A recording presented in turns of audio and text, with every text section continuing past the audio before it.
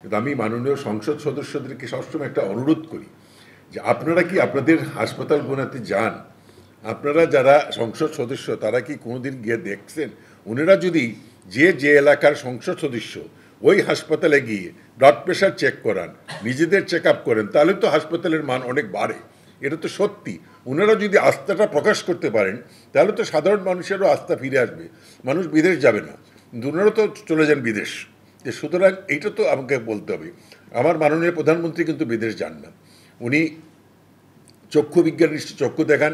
আমি ঈদের আগে ওনাকে নিয়ে গেছিলাম ইয়েতে বেগম ফজলতুন্নেসা হাসপাতালে, ওই যে গাজীপুর, ওখানে ওনার কিছু পরীক্ষা করার দরকার, পায়ে ব্যথা আমি ওনাকে বলছি যে আমরা বাংলাদেশি করব, আপনি ওইখানে করেন, যেহেতু ওনার মায়ের নামে ওনার সেন্টিমেন্ট, আর নাহলে আমার হাসপাতালে করেন, যেখানে করেন আপনি করতে। সুতরাং এরকম সবাইকেই আমাদেরকে দেখতে হবে। আমাদের সিভিল সার্জন সাহেবরা যারা আছেন, এই চট্টগ্রাম মেডিকেল কলেজে কালকে একটা প্রাইভেট ক্লিনিকে গিয়েছিলাম, আমার কাছে খুব কষ্ট লাগছে যে আমার কোনো আপত্তি নেই, ক্লিনিক চলবে, ক্লিনিক চলবে না, কিন্তু একটা ইমার্জেন্সিতে একজন ডাক্তার একটা অ্যাপ্রন পড়বে না, কিংবা একটা অক্সিজেনের সিলিন্ডার খালি থাকবে, সাকার মেশিন থাকবে না, এটা তো মেনে নেওয়া যায় না। এটা কোনো দিনই, মানে মানুষের জীবন তো একটা, এই চলে গেলে আর কেউ ফেরত আসবে না। সুতরাং এই জিনিসগুলো আমি আপনাদের কাছে সবিনয় অনুরোধ করছি। আমি একটা জিনিস মনে রাখেন, আমি কোনোদিন অভিযান চালাই না।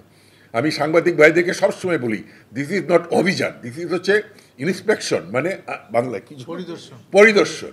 কিন্তু অভিযান বলতে তো বোঝা যাচ্ছে যে জঙ্গি বাহিনীকে ধরার মতো অভিযান, কিন্তু আমি অভিযানে যাই না। আমি ডাক্তাররা কিভাবে কাজ করছে, ডাক্তাররা ঠিক মতো কাজ করতে পারছে না, সুরক্ষা দিতে চাই। রুগীদের সুরক্ষা দেখার দায়িত্ব কিন্তু আমার।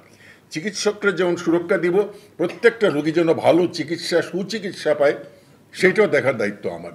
সুতরাং আমি সেই লক্ষ্যেই কাজ করছি।